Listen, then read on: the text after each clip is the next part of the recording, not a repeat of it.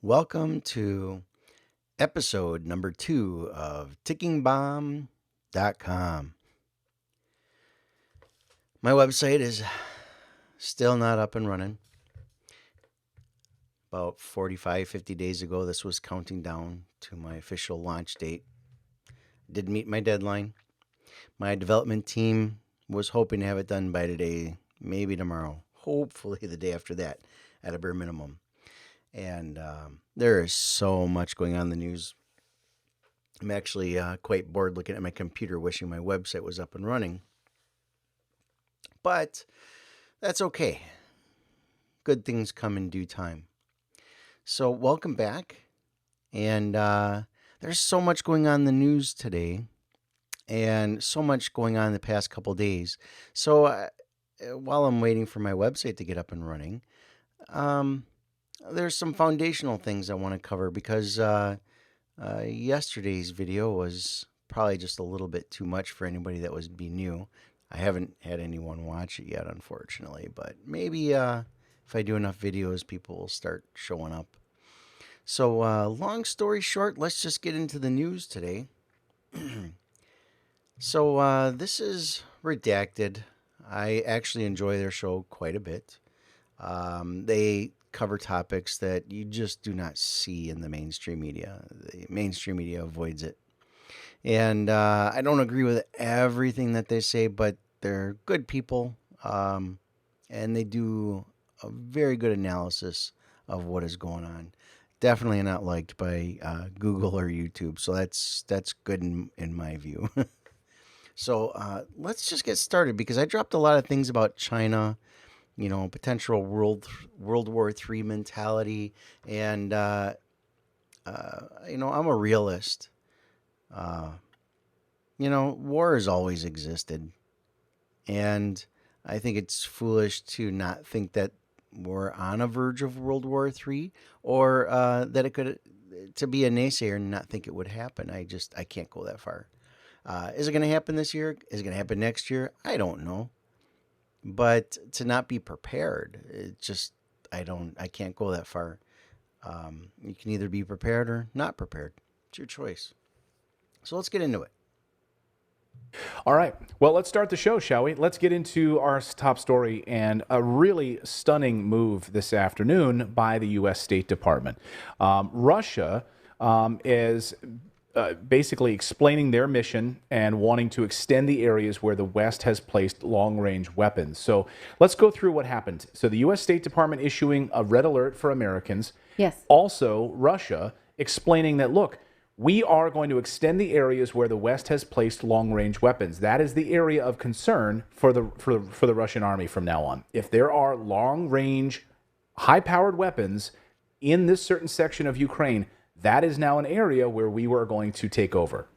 Right. So the red alert coming out of the United States warns Americans that if they are in Russia right now, they will be subject to, here's a quote from the U.S. State Department, harassment against U.S. citizens by Russian government security officials, the singling out of U.S. citizens in Russia by Russian government security officials, including for detention, the arbitrary enforcement of local law, limited flights into and out of Russia, the embassy's limited ability to assist U.S. citizens in Russia, COVID-19 restrictions, and terrorism, right? So during times of crisis, the United States, one of the main benefits of holding a United States passport is that they come and look for you if you say you are in trouble, or they evacuate you from dangerous situations. Famously, there was the couple that sailed their infant daughter around the world and had to use their ship to shore phone because they thought she was sick. And the U.S. government used taxpayer dollars to fly out an aircraft over the middle of the Pacific and save them, right? This is how far the U.S. will go to get citizens out of dangerous areas. Many times it's not just like they charter in a private flight for you. They will charter a flight for Americans, and you do have to pay your way, for instance, in a hurricane or something like this. So this is the instance. In this instance, the U.S. is saying it can no longer guarantee how much longer it can get you out if things get hairy inside Russia. And I want to add in that uh, right before Russia went into Ukraine, right? You know, this administration, they're just so silly playing checkers in a world of chess. Uh, Biden had given warning before Russia actually went into Ukraine and said, "Hey, get out of Ukraine. They're going to go in," right? And that's fine to warn people, but they said, "We will not go in and save you." If you're caught in Ukraine, we gave you warning. You could have gotten out. So we won't go in and save you is code word for go ahead, Putin. Go ahead, Russia. Go into Ukraine. We're not going to do anything about it, even if our people are in there. Yeah, it's just silliness. But what they're getting to is very important here. Like, Now, did we right? really think that like they could get us out of Russia? Like that the Yes. United States really could go in and Yes. extricate us under the dark of night? Like they're gonna fly in like a Black Hawk helicopter, like they're Yes. going into Abbottabad, Pakistan, like going and getting Osama bin Laden in the middle of the night. Because there is still a consulate operating inside Russia, right? And that is considered American sovereign territory. So they're just getting into that. There's this new warning, and that's mostly what I wanted to cover. I went there, and you can click on it here, level 4, right? So, and that is actually what did today is the 20th. So this was yesterday, and here's the travel warning. As soon as it pops up.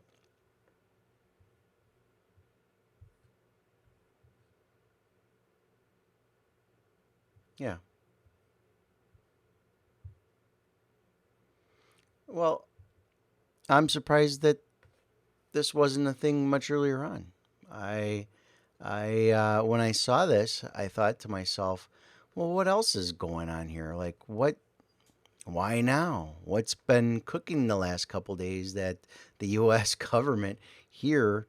Let's see, February, March, April, May, June, July. 6 months later, after Russia went into Ukraine, after we've been giving Ukraine all kinds of weapons, and other Western countries have been giving weapons to Ukraine. Now they want to say, hey, just so you know, you might not want to be in Russia right now. It tells me that something's been going on in the background, and the government's we're going to be the last ones to tell. So I have some video clips of the last couple of days of other people and other things that I have come across that would have been on my website had it been up, but that's okay. I want you to pay attention to some of this stuff. Now, this is another guy, he's prior military, and he just knows his military movements quite well. And you'll get the idea of it. Monkey Works, great person. I'll just play it. Seen this stuff since Cold War, folks. But now look at this little green screen, and they're talking about, so there's been a nuclear attack. What do you do? How do we handle it? Just to get you caught up to speed, New York had put up a what to do in a nuclear attack, right? Out of nowhere, a clear blue sky. They just say, hey, there's been a nuclear attack. What do you do? I'll let it play a little bit. Obviously, don't look at the flash, right? But they give you the tips on what to do. Get inside fast. No joke. Okay. It's a very weak But video. this is how serious. You can go this back has to the gotten. 50s and find the fact videos. that we have got Way more. them doing infomercials on a nuclear attack in New York, which would be devastating, by the way, is a really big deal, right? We need to pay attention to this. I'm seeing it in a lot of different areas as well, but this one just was a presentation put together. It's a commercial that's out there. So just passing it along again. We just got to stay frosty because this stuff is real. It's a real threat. Okay. All right. Back over to our board. Let's get into one of the things that caught my eye. We're going to look at the ships real fast. So, so out of nowhere, they have this video. And as I was saying, you can go back to the 50s. You can find things that are way more detailed that actually tell you what to really do. But just leave that as a point to just put a marker out there and remember, because we're going to come back to this topic in a little bit. And the reason I want to do that is because If you remember yesterday, I was talking about ships out at sea. I actually learned from this guy that there are actually unclassified ships that are just parked out in the sea, and he's going to cover that. But it's just amazing how many ships, cargo shipping containers or ships are at sea, not even being loaded. They're just sitting out there off of China, the Middle East. They're all over there, just parked, waiting to do. They're just sitting there doing nothing. this kind of speaks volumes of the amount of stuff that is not in the supply chain.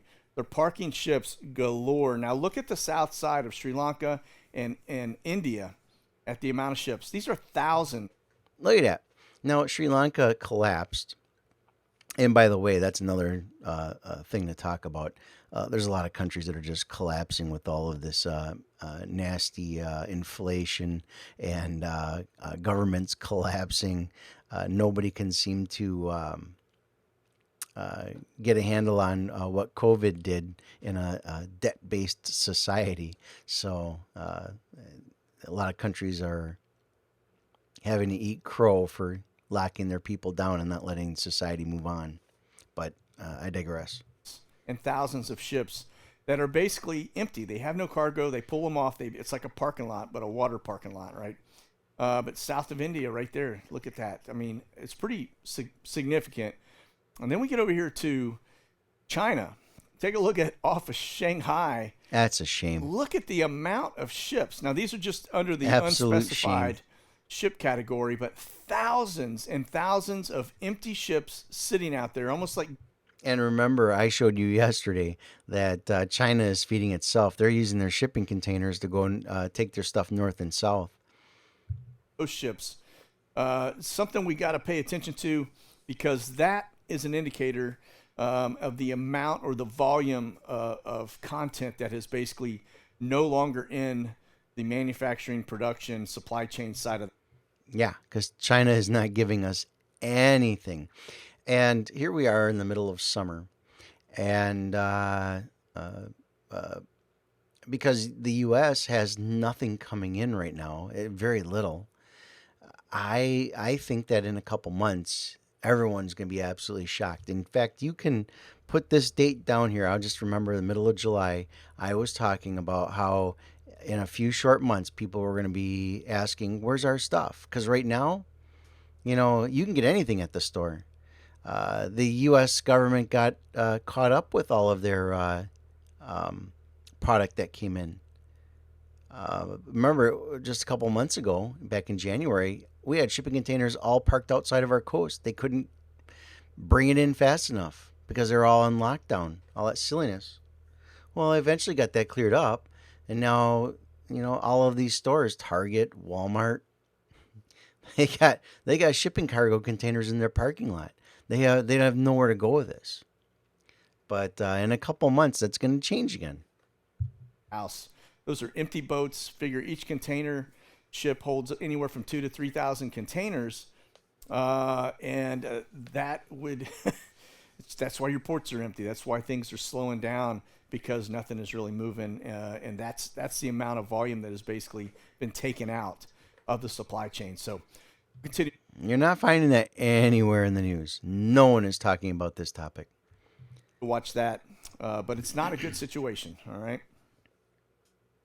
Okay, let's get into the warship side of the house. Yeah, that's about it. Now, that was July 13th.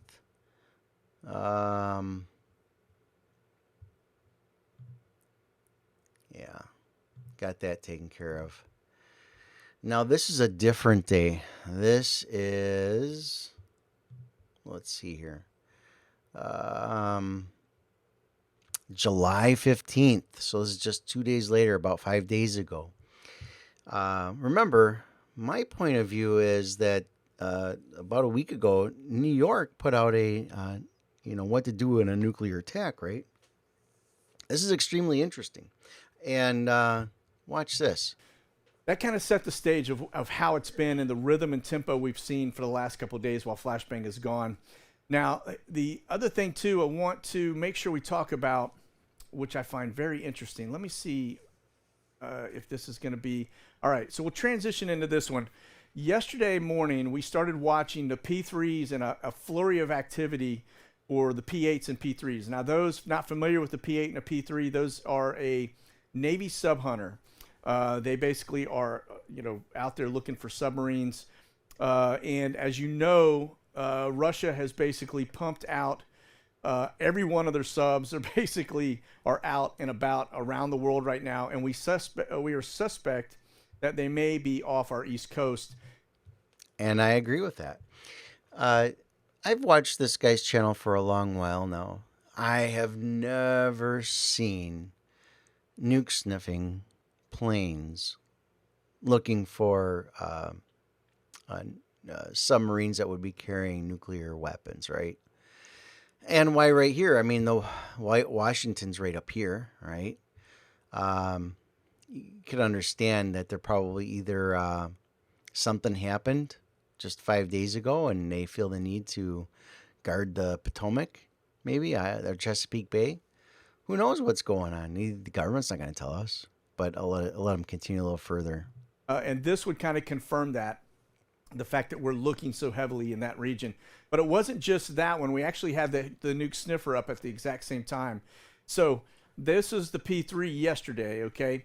And then if we look at the P8s today, you can see they're out over the Gulf of Mexico, and they're all launched right now, headed up the East Coast, right on kind of the coastline there, South Carolina, right on the coastline of North Carolina, and then right off the coast of Delaware, out looking. Now, I don't understand why these guys are up here in this general area, but I will point out in a minute, those two areas I just said where they were land-based, we have fighters up over those regions too, so I can't figure that one out. But yeah.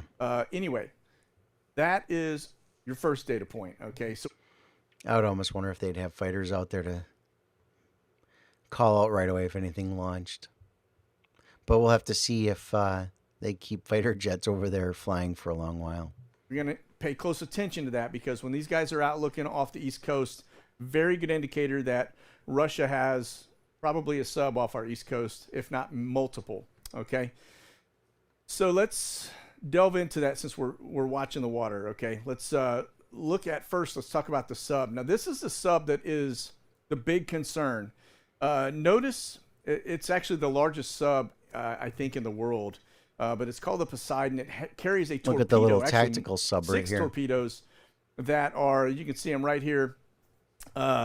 These torpedoes are, of course, they're underwater. They're not like an ICBM that launches out, or a Titan, Trident nuclear sub will launch a Titan missile. Basically, he's just going to describe that these nuclear warheads, they detonate in the water off of our coast. And what it does is it creates a massive tsunami, nuclear tsunami, and just wipes out everything along the shores. How far that goes in, I don't know. I'm sure that if they detonated one off the coast of Florida, because Florida is just so low to the sea floor, or to the sea level, that it would just cover all of Florida. But he's just going to go on. I'll just fast forward a little those bit. go up and out of the water. These stay in the water. But the key difference to this is these are... Yeah, and these are... he's probably going to say 100 megaton torpedoes. So they're designed to basically put a tsunami onto a coast, onto a coastline, and it would be a massive, probably 100 plus foot wave from a nuclear explosion of 100 megatons. Very devastating. It would be a heck of a ripple. Also notice that little submarine down here on the bottom. That's basically a deep water sub, but it's a mini, or a midget submarine as they call it. Still pretty big, but that's also a big concern. Now, yesterday when I was on James's show, I said that these underwater drones can be dropped off and parked off of our coast, and this big ship can leave for safety. And they can leave these in the water asleep until it's called out to wake up if they wanted to activate it. You have to think bigger now. This is a way different type of war that they've prepared for. The Fat Boy or whatever it was that dropped on Hiroshima was like 10 megaton. That was actually not accurate. It was only 10 kilotons. So to give you a perspective of what we dropped onto Japan, those were 10 kilotons. This is 100,000 kilotons. All right, just kind of put that into perspective for you. Now, this is what the torpedo looks like. It's rather large. You can see the size of man right above my head here, compared to that particular weapon system. So, but it is a massive threat, and if it gets right off our coastline and fires something off, or in the Gulf of Mexico for that matter, you'd have a tsunami that went very, very, very far inland. Would be very bad. Okay. And keep in mind, if it's off your coast, you don't really have any time to prepare for it. It's going to be a one and done as soon as they launch it. I don't think he has much to say here. Don't lose sight. Let me tell you, this is probably... yeah, the K1s. Don't so I'll lose let him sight. finish off with this last part. This is not just the threat, okay? Don't forget about the Club Ks. Those not familiar with Club Ks, if right now you're going, what is this? Let me tell you, this is probably a bigger threat than anything. It's just as bad as a submarine. Club K missile system is basically, it is hidden inside a shipping container. You throw it on top of any cargo deck, and that bad dude can roll right up on your coastline and fire 4 missiles, and those are cruise missiles that come out. And they can clear that tube in just a matter of minutes. Think about it, if China wanted to go to war with us. Hey, America, we're up and running. We're going to start sending stuff to you guys. Just as they're about to go into Taiwan. And then if you get a handful of these off of our shores, they go in. We're sitting ducks. There's nothing we can do to stop those. And, I mean, come on. Who's checking those for, nuclear weapons? Or whatever type of weapon they're going to use it as. It doesn't have to be nuclear. And being right off your shoreline, or you could park that thing inside the U.S. You would never know it was there because you can't tell the difference between this container and another container. Kind of makes you wonder why the R-135s are doing what they do and all the reconnaissance over the U.S. Are they looking for these? But nonetheless, this bad dude is the reason it's so lethal is because it can fire chemical, biological, conventional, and nuclear warheads. Which is a big game changer, right? That basically runs the gamut on everything. So eyes on that. And when we start looking at everything is sitting off our coastline, that could be a threat, a very real threat too. Okay. All right. Let's get over here real fast. We're going to now take a look at, let me see here. We're going to go to today's watch list. Got some cool. And I think he's got one more I think we need to pay attention to because now this is, what day is this? Same day, a little later on. A NASA perspective. And then we have this. Now, I was telling you yesterday as we watched the... he goes a little deeper into flight, the nuke we watched sniffing. This flight right here with a P3 running routes over the Chesapeake. That's going to be this one right here. All right, this is Chesapeake Bay area. It's about 175 feet deep in the Chesapeake. And I don't think that you would get a Poseidon in to that area because of the size of it. The thing is massive. Now, you could get that mini inside the Chesapeake very easily and probably go undetected. I mean, most subs are undetected. That's why you're out looking for them. But that is kind of a big threat. More than likely, that bad dude's off the East Coast somewhere. You would not risk getting a sub right here captured inside that area. But while that P3 was running the routes across here yesterday, the same time, this nuke sniffer came out and started running the routes here. As you can see, the deviation on the green line is altitude, right? So he's taking different altitude samples of the air quality samples, right? And so he's looking for anything, biological, chemical, nuclear, cow flatulence, whatever it may be. But that was yesterday, the exact same time that the P3 was running across here looking for That's what I wanted you to see. So you had one. This, when you get up into these up. waters, he was running across. But that was yesterday. Okay.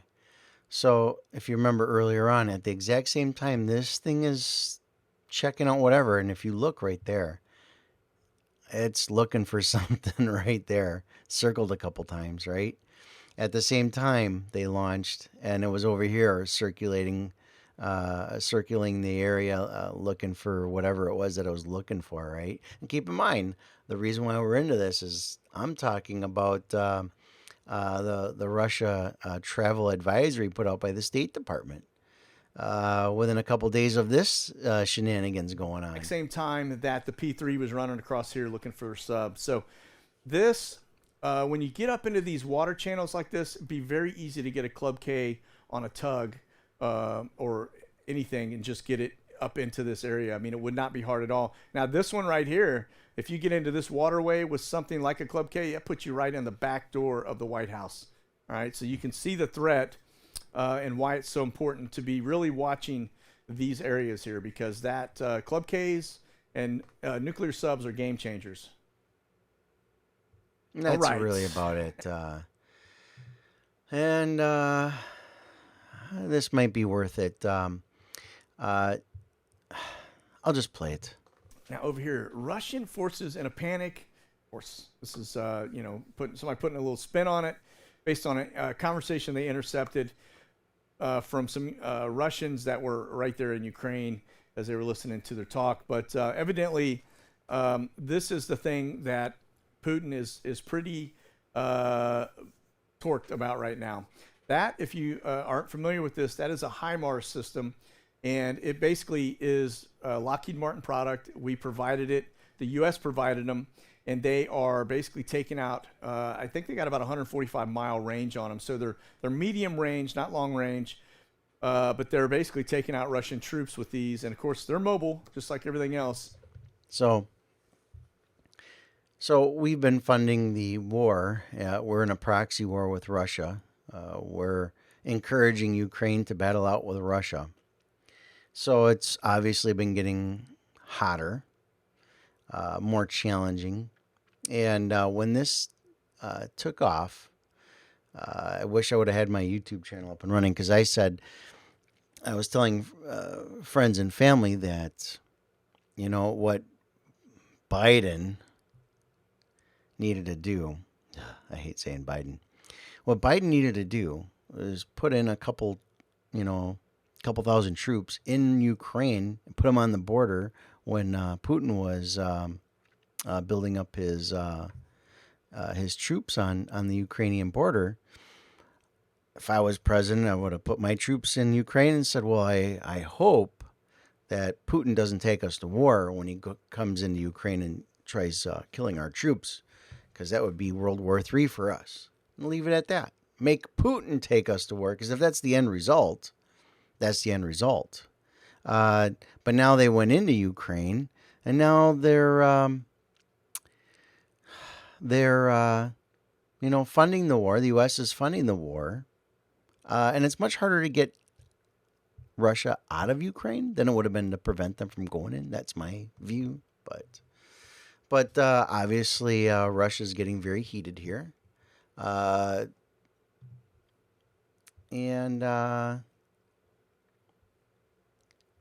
Yeah, one more thing, and this will be the last topic. On the Will Smith slap. Right. No one needed that from me. No, we don't. I'm going to concede that. The slap heard around the world. So we do cover the big stories here, the stories that might not get a lot of coverage in the Western media. We're longtime journalists. That's what I'm about. Covering the news that you can't find in the mainstream media.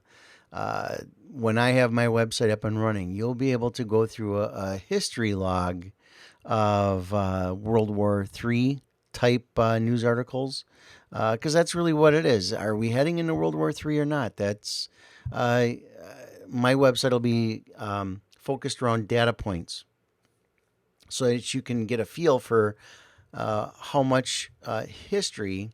When I put in the links, I'll describe what they are in the links. That way you can click on them and refresh your memory and read or watch some of the links that I put in there for you. So, but let me get this going. We do this show live every day, Monday through dialed up because we've got a very busy show for you today. So we're going to talk about a new warning that was just issued by the United States. No, no, no, no, no, no. Basically, he was going to talk about. Let me see if I can find it for you here. I'm sorry about that. I'm new to YouTube. Let's see here. That's the travel warning. Let me get a little bit ahead here. There we go. Oh, war. We're increasing our spending in war against Russia, right? That's going to go well with Russia. Yeah. Almost there.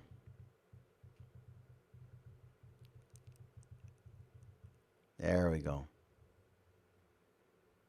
Off the United States. A lot of big geopolitical stories that we're covering here on the show, which we'll get to in a moment. But first, I want to tell you about our friends over at Anthem. Anthem. China, no, not to China, to Taiwan, at the behest of we don't know who. It is not China. Maybe she thought she was flying to China. She was like booking. She was on orbits. Yeah, I mean, I went a little too far forward, but they're bringing up absolutely good points. Why is Pelosi choosing to go to Taiwan, right? You know, I believe China and Russia are in cahoots with each other. Like I said, I'll go first, you go next. And they have each other's back. So Russia went in, China's monitoring the situation, and then they're going to go into Taiwan. They're looking at how weak Biden is, and they're looking for their move. But now, I don't agree with their conclusion on what they're doing, but I think they're sending Nancy Pelosi over to Taiwan to try to keep China in check. But I think it's foolishness, but go ahead. I have made mistakes like that before. Do people use orbits anymore? I still do. I do.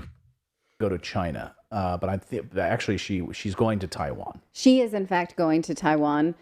This trip was postponed from April. Now, China is warning her not to do this. This is the first time in 25 years that a Speaker of the House has visited Taiwan. Now, recall that the United States official policy is a one China policy, but in recent months, the Biden administration and the Secretary of State, Antony Blinken, has started to say that we are committed to an ambiguous policy on the one China policy, meaning the United States does want to recognize Taiwan, sort of, but won't go as far as saying it's a sovereign nation.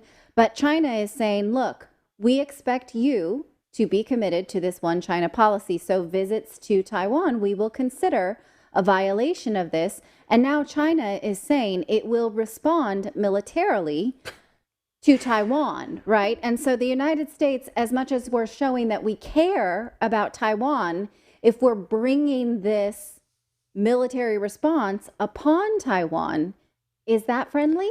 This is exactly what we want. We want. I'll say this.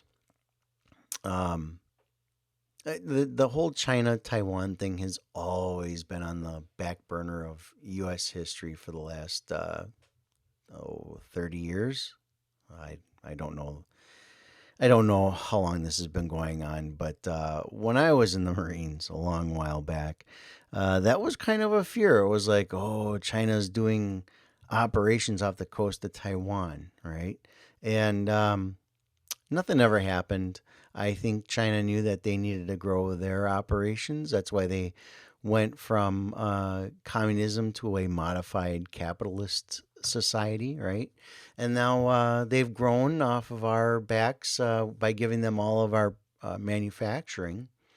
And now they're set for taking on the rest of the world. I mean, I showed you all of the ships moving in and out of China.